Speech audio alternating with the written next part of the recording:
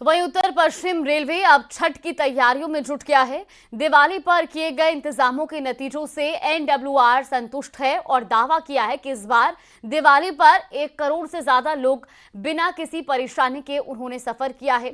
लेकिन अब चुनौती छठ की है और दावा एक बार फिर से यही है कि ये यात्रा को निर्बाध तरीके से पूरा किया जाएगा।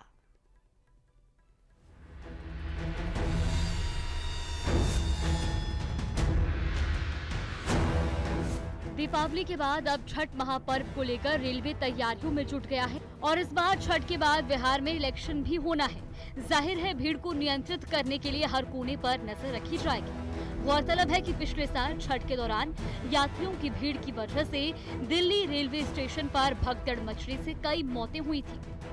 छठ से पहले दीपावली पर यात्रियों को भीड़ को लेकर जयपुर जंक्शन पर उत्तर पश्चिम रेलवे के जीएम अमिताभ जायजा लेने पहुंचे। इस दौरान दिवाली पर यात्रियों की भीड़ को नियंत्रित करने के लिए इस बार अलग तरह के इंतजाम किए गए थे। जयपुर जंक्शन पर पहली बार मेट्रो ट्रेन की तर्ज पर रेलिंग लगाई गई थी ताकि धक्का मुक्की को रोका जा सके और यात्री आसानी से ट्रेन में सवार हो सके। त्योहार के समय में काफी यात्रियों के ट्रैवल करने का प्लान था। तो जो हम लोगों ने डेटा अभी कलेक्ट किया है, क्योंकि अनरिजर्व का डेटा आप 80-90% एक्यूरेसी से कलेक्ट कर पाते हो, क्योंकि लोग किस ट्रेन में ट्रैवल कर रहे हैं इतना ज़्यादा पता नहीं चल पाता। दीपावली पर उत्तर पश्चिम रेलवे जोन से नियमित होने वाली रेलों के अलावा 96 स्पेशल रेलों का संचालन किया गया। अब दीपावली के बाद इन स्पेशल रेलों के संचालन में कमी की जाएगी और कुछ रेलों को अस्थायी तौर पर छठ के त्योहार तक चलाया जाएगा। तो 1 अक्टूबर से लेके अब तक अगर हम लोग देखें तो टोटल मिला के करीब 91 लाख अनरिजर्व पैसेंजर्स ने और 21 लाख रिजर्व पैसेंजर्स ने जो हमारी ओरिजिनेटिंग रेगुलर गाड़ियाँ हैं उनमें ट्रैवल किया है। इसके अलावा 96 स्पेशल ट्रेन चलाई गई इसी पीरियड में 1 अक्टूबर से लेके अब तक, और इसमें करीबन 1.25 लाख रिजर्व पैसेंजर्स ने और 50 लाख अनरिजर्व पैसेंजर्स ने ट्रैवल किया है। 1 करोड़ 63 लाख यात्रियों ने ट्रेन में किया सफर। 1 अक्टूबर से 21 अक्टूबर के बीच जनरल में 91 लाख लोगों ने किया सफर। 21 लाख लोगों ने रिजर्व श्रेणी में की यात्रा। 96 स्पेशल ट्रेनों में 1,25,000 लोगों ने की यात्रा। 50 लाख यात्रियों ने की साधारण श्रेणी में यात्रा। हालांकि रेलवे ने साफ नहीं किया कि बिहार इलेक्शन को लेकर कोई इंतजाम किए गए हैं या नहीं, लेकिन छठ को लेकर तैयारियां पूरी है। बहरहाल दिवाली के बाद बिहार इलेक्शन और छठ को लेकर भी कमोबेश यही भीड़ देखने को मिलेगी। ऐसे में उत्तर पश्चिम रेलवे लगातार एहतियात बरत रहा है। न्यूज़ 18 राजस्थान के लिए जयपुर से आसिफ खान की रिपोर्ट।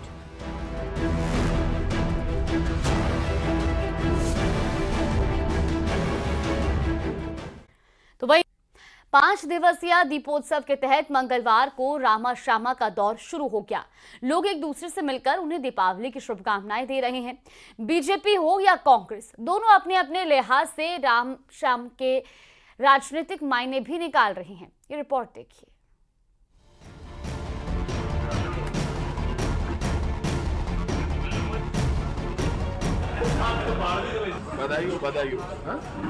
जिस सियासत में चुप्पी की अर्थ तलाशे जाते हों, वहाँ मेल मुलाकात के सियासी मायने कैसे न निकाले जाएं। भले ही वो मेल मुलाकात रामा श्यामा के नाम पर क्यों न हो। दरअसल लक्ष्मी पूजन के दूसरे दिन मंगलवार से रामा श्यामा का दौर शुरू हो गया है।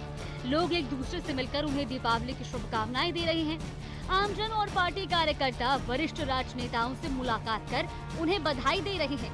बीजेपी और कांग्रेस के वरिष्ठ नेताओं के घरों पर सुबह से ही बधाई देने वालों का तांता लगा हुआ है। मेरी कर्म भूमि अभी हरियाणा है, जन्मभूमि मेरी राजस्थान है, तो मैं दोनों ही हमारे जो लोग हैं, कार्यकर्ता भी और आम जनता भी, जिससे हमारे पार्टी के और विचार के लोग सीधे जुड़े हैं, तो उनको मैं शुभकामनाएं देता हूँ। राज्यसभा सांसद घनश्याम तिवारी मानते हैं कि राजनीति में रामा श्यामा सीधे संपर्क का एक अच्छा साधन है। त्योहार जो है वो हमारी लोकोक्तियों को और लोकाचार को प्रमाणित करते हैं। इनसे हमारी जो प्राचीन परंपराएं चली आ रही है, जो प्राचीन संवाद चला रहा है, उन सारे संवादों को एक करने का कार्यक्रम है। पूर्ववर्ती सरकार में मंत्री रही। प्रताप सिंह खाचरियावास के घर भी उनके कार्यकर्ताओं और कांग्रेस के नेताओं की खासी चहल पहल देखने को मिली। रामा श्यामा के बहाने छोटे बड़े कार्यकर्ता अपने नेता तक पहुंच बनाने की कोशिश कर रहे हैं। राजनीति में जो हम ये सोच रहे हैं ना कि ये बड़ा नेता है, ये छोटा नेता है, ये कुछ भी नहीं है परंपरा, ये मन का बहम है। जो ये समझता है कि मैं सबसे बड़ा नेता हूँ, सबसे बड़ा तो सुदर्शन चक्र वाला ही नेता है, बाकी कोई नहीं है, ये तो दिमाग से निकाल देनी चाहिए। जो आया है वो जाएगा, कोई नेता बचाएगा आज तक। इसलिए दिवाली और होली, दिवाली की रामा श्यामा तो ये सिखाती है ना कोई छोटा है ना बड़ा है, हम सब बराबर हैं। राजनेता भले ही रामा श्यामा के सियासी मायनों को मानने के लिए तैयार नहीं है, लेकिन ऐसा हो सकता है कि नेता कार्यकर्ता से मिले, बात सिर्फ शुभकामनाओं के आदान प्रदान तक सीमित रह जाए। इसीलिए माना जा रहा है कि दीपावली की रामा श्यामा करने के लिए अपने अपने क्षेत्र में भ्रमण पर निकले बीजेपी और कांग्रेस से जुड़े नेता आगामी पंचायत और निकाय चुनाव को लेकर कार्यकर्ताओं की नब्ज टटोल रहे हैं, उनसे चुनावी फीडबैक ले रहे हैं। न्यूज़ 18 राजस्थान के लिए जयपुर से सुधीर शर्मा की रिपोर्ट।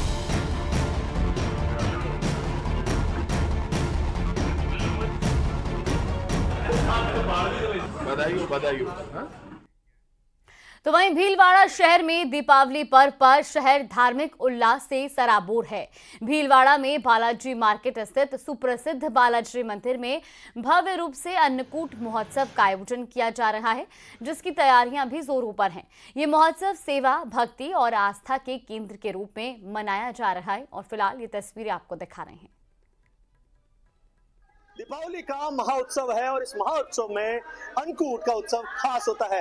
आप देखिए किस प्रकार से अन्नकूट की तैयारियां की जा रही है और लगातार जो ये महिलाएं हैं गीत गा रही है, भगवान के गीत गा रही है। कहीं ना कहीं भगवान को याद करते हुए, भगवान को मनाते हुए इन सब्जियों काटा जा रहा है। एक तरीके से प्रसाद के रूप में कल वितरण की जाएगी।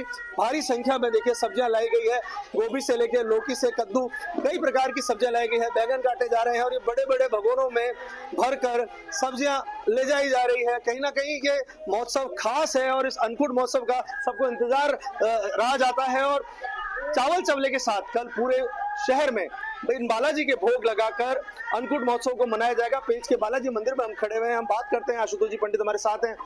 कितनी संख्या में अन्नकूट बनाया जा रहा है, कितना किलो अन्नकूट बनाया जा रहा है, कैसे प्रसाद वितरण किया जाएगा कल? अंदाजन लगभग 21,000 किलो विशिष्ट सब्जियां जो विभिन्न मंडियों से, भीलवाड़ा शहर से और गाँव से मंगाई जा रही है। उसके सब्जियों आने का क्रम सोमवार से आरंभ हो गया है, जो लगभग कल तक चलता रहेगा।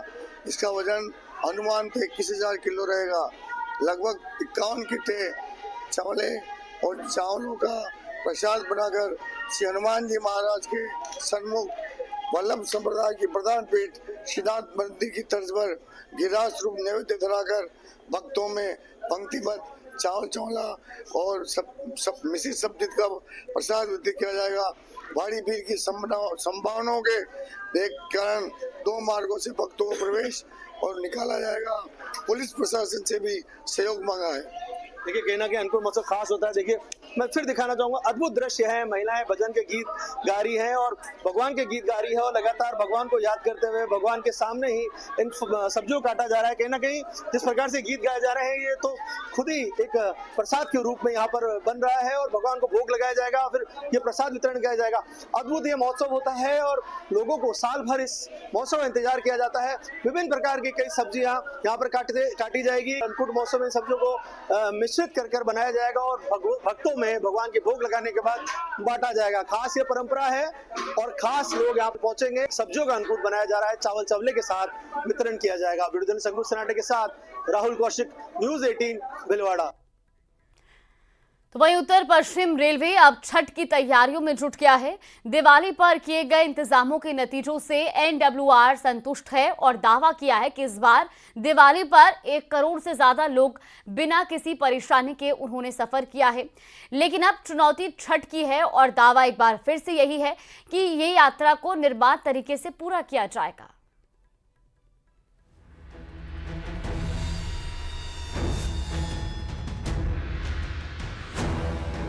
दीपावली के बाद अब छठ महापर्व को लेकर रेलवे तैयारियों में जुट गया है और इस बार छठ के बाद बिहार में इलेक्शन भी होना है। जाहिर है भीड़ को नियंत्रित करने के लिए हर कोने पर नजर रखी जाएगी। गौरतलब है कि पिछले साल छठ के दौरान यात्रियों की भीड़ की वजह से दिल्ली रेलवे स्टेशन पर भगदड़ मचने से कई मौतें हुई थी। छठ से पहले दीपावली पर यात्रियों को भीड़ को लेकर जयपुर जंक्शन पर उत्तर पश्चिम रेलवे के जीएम अमिताभ जायजा लेने पहुंचे। इस दौरान दिवाली पर यात्रियों की भीड़ को नियंत्रित करने के लिए इस बार अलग तरह के इंतजाम किए गए थे। जयपुर जंक्शन पर पहली बार मेट्रो ट्रेन की तर्ज पर रेलिंग लगाई गई थी ताकि धक्का मुक्की को रोका जा सके और यात्री आसानी से ट्रेन में सवार हो सके। त्योहार के समय में काफी यात्रियों के ट्रैवल करने का प्लान था, तो जो हम लोगों ने डेटा अभी कलेक्ट किया है, क्योंकि अनरिजर्व का डेटा आप 80-90% एक्यूरेसी से कलेक्ट कर पाते हो, क्योंकि लोग किस ट्रेन में ट्रैवल कर रहे हैं इतना ज़्यादा पता नहीं चल पाता। दीपावली पर उत्तर पश्चिम रेलवे जोन से नियमित होने वाली रेलों के अलावा 93 स्पेशल रेलों का संचालन किया गया। अब दीपावली के बाद इन स्पेशल रेलों के संचालन में कमी की जाएगी और कुछ रेलों को अस्थायी तौर पर छठ के त्योहार तक चलाया जाएगा। तो 1 अक्टूबर से लेके अब तक अगर हम लोग देखें तो टोटल मिला के करीब 91 लाख अनरिजर्व पैसेंजर्स ने और 21 लाख रिजर्व पैसेंजर्स ने जो हमारी ओरिजिनेटिंग रेगुलर गाड़ियाँ हैं उनमें ट्रैवल किया है।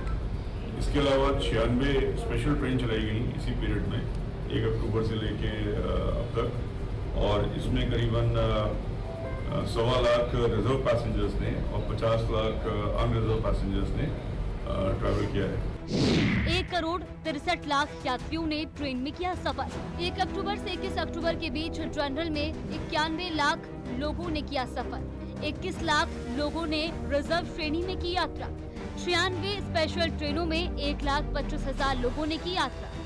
50 लाख यात्रियों ने की साधारण श्रेणी में यात्रा। हालांकि रेलवे ने साफ नहीं किया कि बिहार इलेक्शन को लेकर कोई इंतजाम किए गए हैं या नहीं, लेकिन छठ को लेकर तैयारियां पूरी है। बहरहाल दिवाली के बाद बिहार इलेक्शन और छठ को लेकर भी कमोबेश यही भीड़ देखने को मिलेगी। ऐसे में उत्तर पश्चिम रेलवे लगातार एहतियात बरत रहा है। न्यूज़ 18 राजस्थान के लिए जयपुर से आसिफ खान की रिपोर्ट।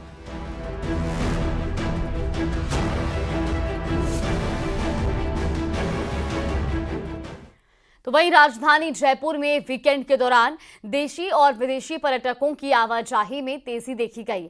शहर के प्रमुख हेरिटेज स्थल जैसे कि आमेर महल, जल महल, सिटी पैलेस, जंतर मंतर, हवा महल और अल्बर्ट हॉल पर सैलानियों का तांता लगा रहा। पर्यटकों की इस भीड़ ने शहर की ऐतिहासिक धरोहरों में नई जान डाल दी। वीकेंड के अवसर पर देशी विदेशी पर्यटकों ने न केवल इन स्थलों का दीदार किया, बल्कि जयपुर के सांस्कृतिक और ऐतिहासिक महत्व को करीब से अनुभव किया। स्थानीय प्रशासन और पर्यटन विभाग ने बताया कि बढ़ती भीड़ को देखते हुए सुरक्षा और साफ सफाई की विशेष व्यवस्था भी की गई थी।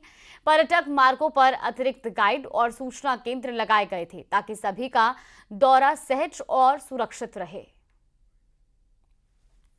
तो यहाँ पे अभी दिवाली के साथ साथ ही अब टूरिस्ट का सीजन भी शुरू हो गया है। जैसा आप देख रहे हैं पीछे टूरिस्ट काफ़ी संख्या में बढ़ चढ़कर यहाँ पे म्यूजियम जयपुर देखने के लिए आ रहे हैं। जयपुर के साथ साथ भी और भी जो हमारे और मॉन्यूमेंट हैं जयपुर के बाहर भी, उदयपुर, जोधपुर, वहाँ पर भी खासी भीड़ देखने को मिल रही है। तो ये टूरिस्ट में काफ़ी अच्छा उत्साह का माहौल है, बहुत अच्छा लग रहा है टूरिस्ट को। हम उड़ीसा से हैं और हम घूमने आए थे। जयपुर तो बहुत सुंदर सिटी है और बहुत सारी जगह भी हम घूमे। अच्छी है, मतलब खाना पीना और जगह और इसकी कल्चर सब अच्छा लगा, बहुत अच्छा है। हाँ, मैं ओडिशा से हूँ और जयपुर हम लोग हरियाणा यूनिवर्सिटी से पढ़ते हैं और जयपुर घूमने के लिए आए हैं। और ट्रैवलिंग के लिए एक अच्छा प्लेस है जयपुर, और इसका हेरिटेज वगैरह के बारे में जितना सुना हुआ था उससे बेटर है। और मैं रेकमेंड करूँगा कि एक बार लाइव में जयपुर घूमने के लिए आइए। दिवाली के त्यौहार का सीजन है, ऐसे में वीकेंड के ऊपर जो है वो ट्रैवल लवर्स जो कहा जा सकता है कि वो घूमने से अपने आप को रोक नहीं पाते हैं। ऐसा ही कुछ नज़ारा राजधानी जयपुर के अंदर देखने को मिल रहा है। कहा जा सकता है कि सर्दियों का सीज़न है वो शुरू हो चुका है। जो टूरिस्ट डेस्टिनेशन है उनके ऊपर टूरिस्टों की संख्या है वो बढ़ने लगी है। हम अल्बर्ट हॉल के ऊपर मौजूद हैं और आप देख सकते हैं कि अल्बर्ट हॉल, आमेर महल, सिटी पैलेस, जंतर मंतर, ये जो तमाम जो जयपुर के जो टूरिस्ट पैलेस हैं उनके ऊपर टूरिस्ट की कहा जा सकता है कि जो संख्या है वो बढ़ती हुई जो है वो दिखाई दे रही है। लगातार जो पर्यटक हैं वो बढ़ रहे हैं। न्यूज़ 18 राजस्थान के लिए सहयोगी मानसिंह के साथ रोशन शर्मा की रिपोर्ट। और चलिए इसी के साथ बुलेटिन में फिलहाल के लिए बस इतना ही। यहाँ पे रुकते हैं छोटे से ब्रेक के लिए।